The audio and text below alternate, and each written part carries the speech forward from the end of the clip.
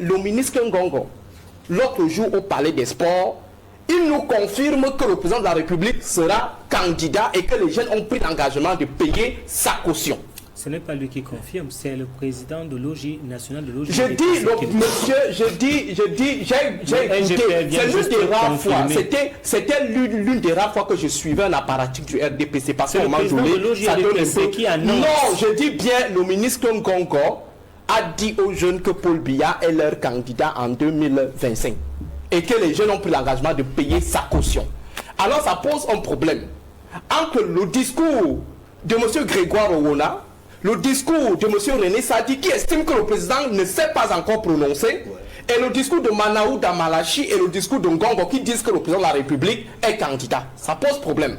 Finalement, qui a la vérité? Qui dit la vérité entre les différentes tendances? Ce qui trahit donc en fait aujourd'hui cette dissension assez flagrante entre les fils et les héritiers du renouveau. Est-ce pour cela que le ministre Ngongo a donc décidé de lancer rapidement l'offensive et de prendre le dessus sur ceux qui pensent que Paul Biya doit encore attendre? C'est une interrogation à prendre au sérieux. Alors, oui, je l'ai évoqué tout à l'heure. Nous, à partir du Sud, sommes souvent nous brillons par une certaine légèreté lorsqu'il faut parler des problèmes des populations du Grand Nord et de l'extrême Nord en particulier. Beaucoup n'ont même pas encore mis pied à Bertoua ou à Ngaoundéré, mais ils construisent des discours totalement apodictiques ou des discours totalement définitifs sur cette région.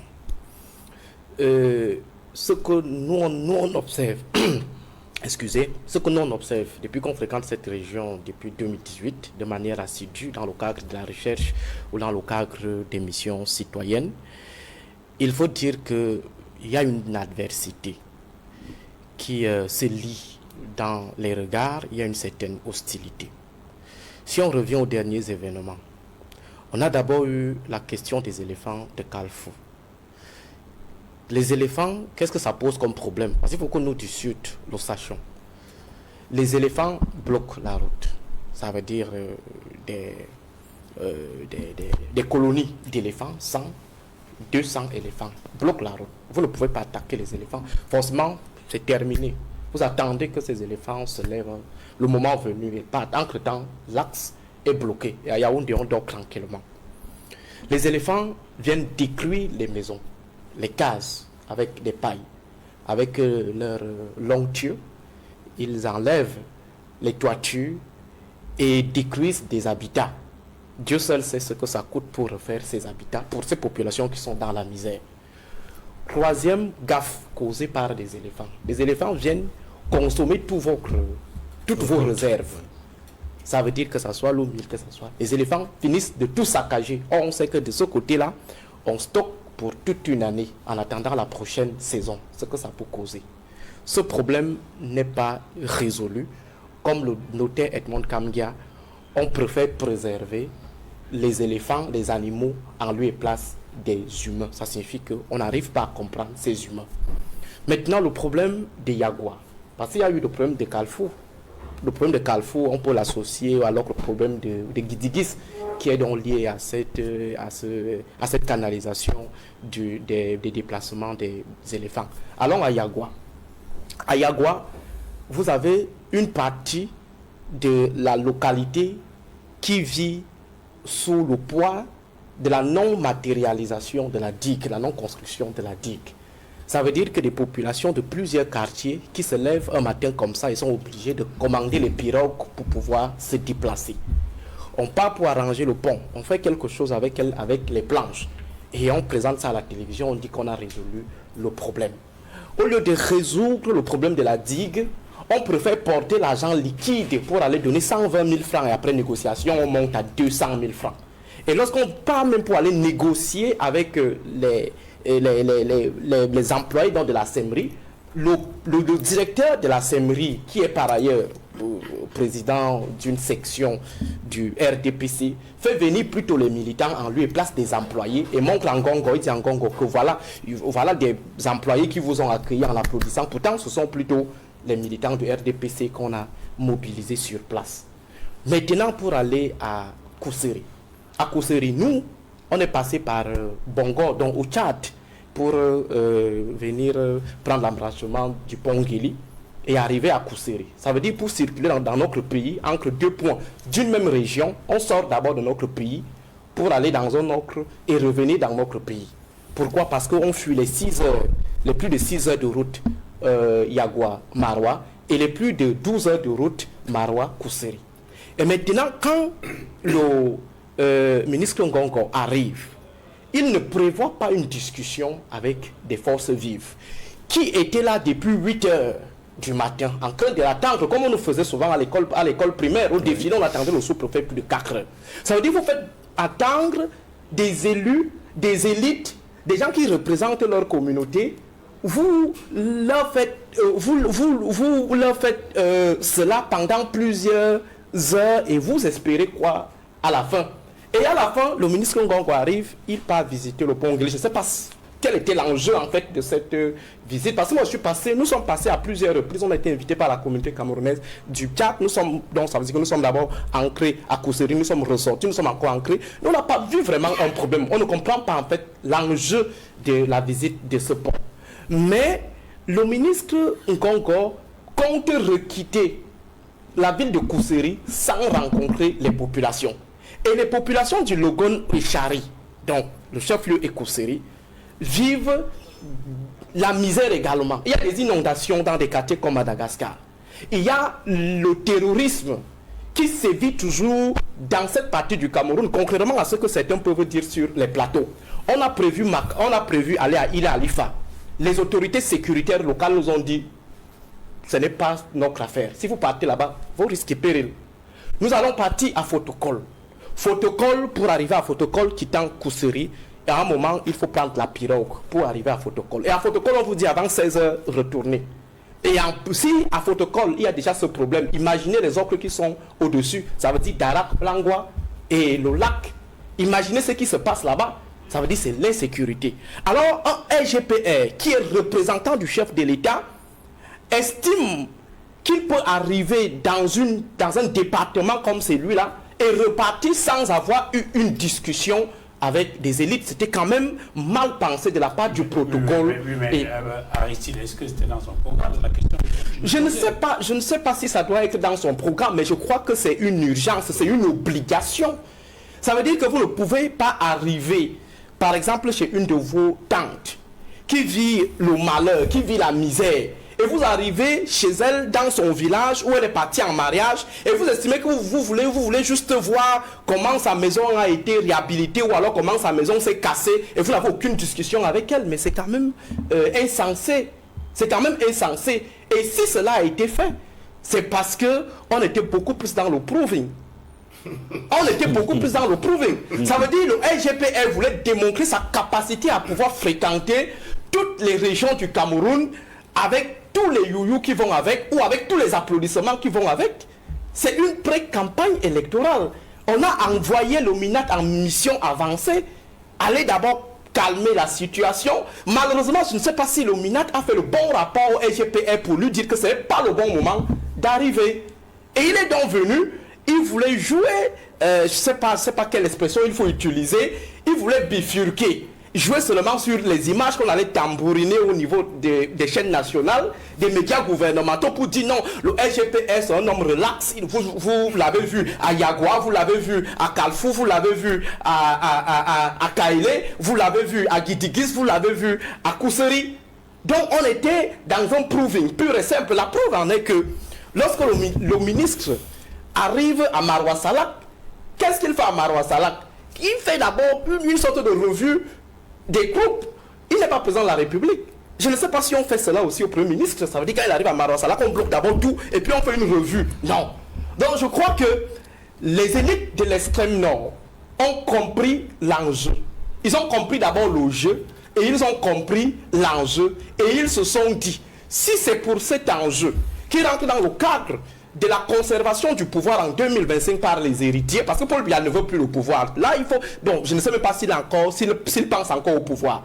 Ce sont les héritiers qui disent, prends Et puis on va encore utiliser ce pouvoir pendant 7 ans, comme cela a été fait, pendant ces 7 ans qui sont en train de s'achever. Donc, j'aimerais vous faire savoir que l'extrême nord, qui était utilisé comme bastion ou réserve électorale pour le RDPC, cet extrême nord-là a une nouvelle élite, une élite jeune qui est en train de se renouveler, qui se sert des réseaux sociaux ou des faveurs des réseaux sociaux et qui est désormais prête, cette élite-là, à renverser les caciques, ça veut dire leurs pères, qui sont obligés de produire le résultat. Ce que ces maires RDPC ont fait hier, c'est sous la pression de ces jeunes élites, de cette jeunesse extrême nordiste qui est en train de se lever. Et ne soyez pas surpris qu'un jour que vous entendiez par exemple que monsieur, c'est lui qui a l'UNDP là, il s'appelle qui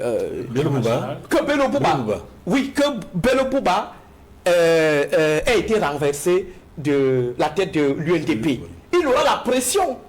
En 2025, Bello Bouba devra expliquer à ces jeunes qui croient en l'UNDP, qui sont à l'UNDP, militants, fervents, croyants en l'UNDP, il va falloir que M. Bello Bouba leur dise pourquoi l'UNDP n'a pas le droit d'avoir un candidat à la présidentielle. Donc il y a trop de pression. Il y a une plateforme RDPC UNDP. Non, cette plateforme-là, il faut soutenir le président. non, cette plateforme-là, je vous le dis, cette plateforme aujourd'hui, en l'état, cette plateforme-là, sera en tout cas on poussera M. Bello Bouba à déconstruire cette plateforme parce qu'il va falloir qu'il présente le bilan ou le résultat en dehors de son seul positionnement à la tête au gouvernement.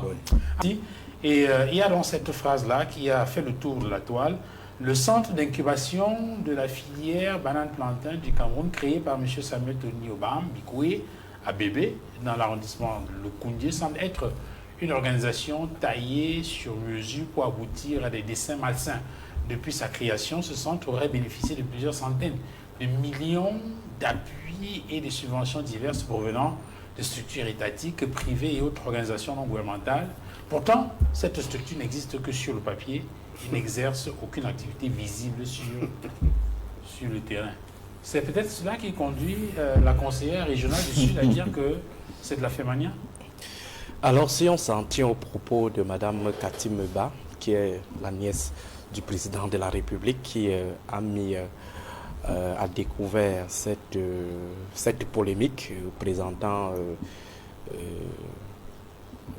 le chouchou du président comme quelqu'un qui opère plutôt dans la fémania, on peut dire que le président suggère aux jeunes d'emprunter la voie de la fémania. Mais là, non, enfin, ils ont trompé le président.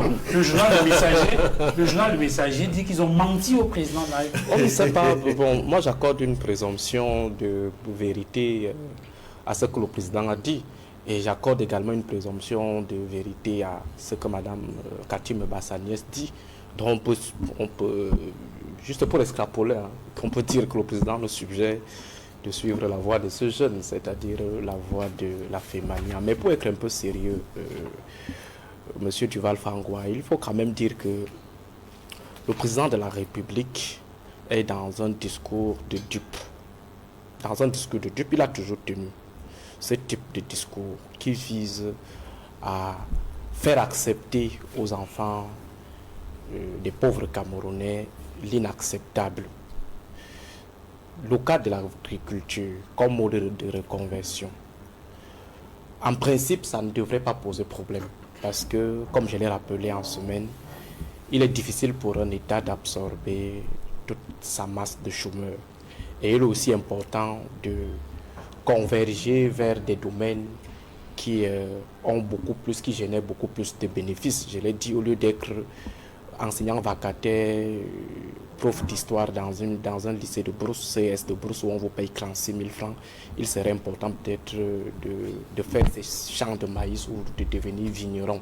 Ça paye un peu plus que cela. Donc, suivant ce principe, on peut dire que le président de la République a donné un bon conseil. Mais à la réalité, on se rend à l'évidence qu'il s'agit d'un discours de dupe.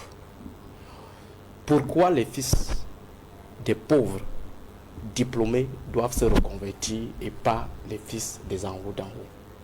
On aimerait voir le président de la République donner ce conseil, par exemple, à Brenda ou à Junior. On aimerait voir le ministre Jacques Fabundongo donner ce conseil à son fils Hector, en lui disant, mon fils, laisse la magistrature suprême, laisse l'administration territoriale, laisse l'enseignement supérieur et va faire l'agriculture comme Aristide Mono en Cotin. On aimerait aussi entendre le président dire ça. Pourquoi ce sont les fils des pauvres qui doivent aller faire l'agriculture et non les fils des riches?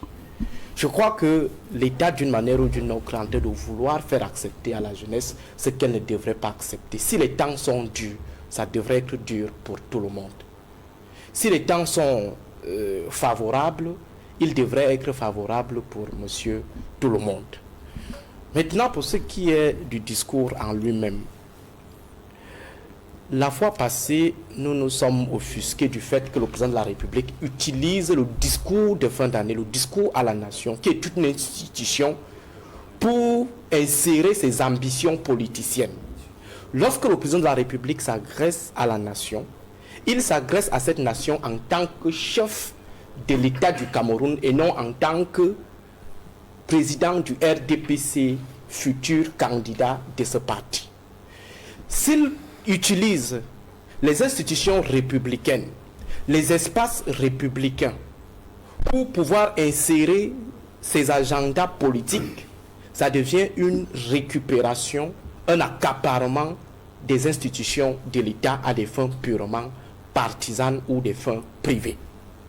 Lorsque le président de la République s'adresse à la nation, à la jeunesse, il s'adresse en tant que président de tous les jeunes et non président des jeunes du RDPC ou président qui n'aiment pas les jeunes de l'opposition.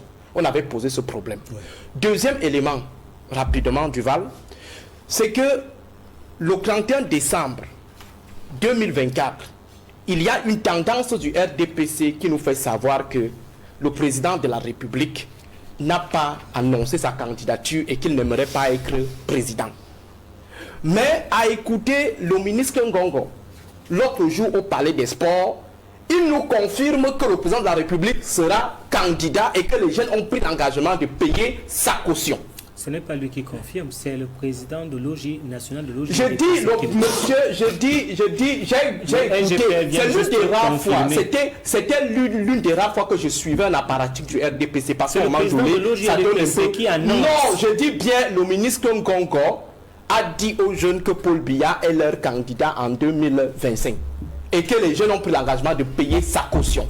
Alors ça pose un problème entre le discours de M. Grégoire Owona, le discours de M. René Sadi qui estime que le président ne s'est pas encore prononcé, et le discours de Manaou Damalachi et le discours de Ngongo qui disent que le président de la République est candidat. Ça pose problème. Finalement, qui a la vérité? Qui dit la vérité entre les différentes tendances? Ce qui trahit donc en fait aujourd'hui cette dissension assez flagrante entre les fils et les héritiers du renouveau. Est-ce pour cela que le ministre Ngongo a donc décidé de lancer rapidement l'offensive et de prendre le dessus sur ceux qui pensent que Paul Biya doit encore attendre? C'est une interrogation à prendre au sérieux. Alors,